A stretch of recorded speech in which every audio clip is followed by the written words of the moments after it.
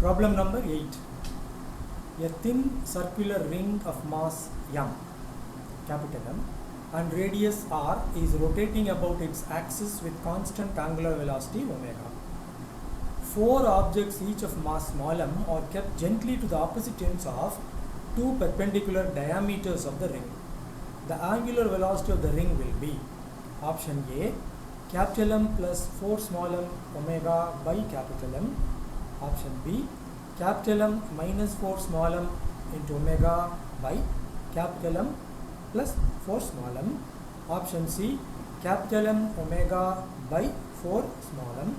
Option D, capital M omega by capital M plus 4 small m. AIPMT 2003. Okay.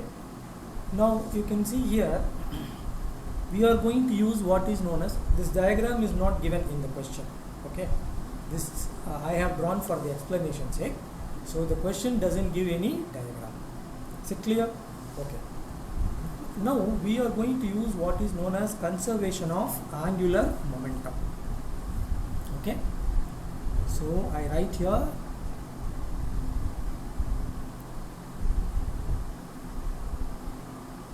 conservation of what? Of angular momentum. Angular momentum usually we represent as capital L. It's a vector quantity, so I just wrote it here. But here the direction issue doesn't arise because the axis of rotation is same initially as well as finally. So angular momentum direction is same. Conservation of angular momentum, when is it applicable, or what is the condition for conservation of angular momentum? External torque should be 0. So long there is no external torque acting on the system or here on the body, the angular momentum remains same, conserved. Okay, that is the statement of law of conservation of angular momentum. This is initial, that is before you place the objects. This is after you place the objects, 4 objects, so let's call it as a final. Okay.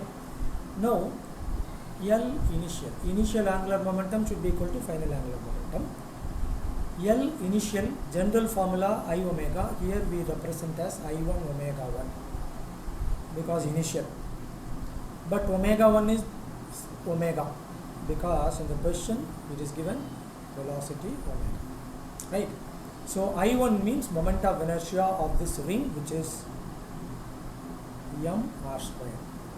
Axis of rotation is perpendicular to the ring passing through the center. In this case it is perpendicular to the plane of the diagram and it passes through the center O. Here also same thing. Okay.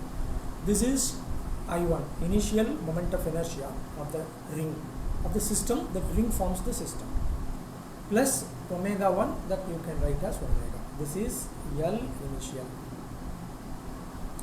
Then 4 objects are placed where kept gently so that there is no torque, because we need the condition now here, tau should be 0. So the 4 objects are placed so gently that there is no torque exerted to the opposite ends of 2 perpendicular diameters. These are the 2 perpendicular diameters, opposite ends, right? Each of mass smaller. So now moment of inertia after you place the objects, ring moment of inertia plus the moment of inertia due to the objects. So actually mr squared, small m into r squared plus small m into r squared, etc.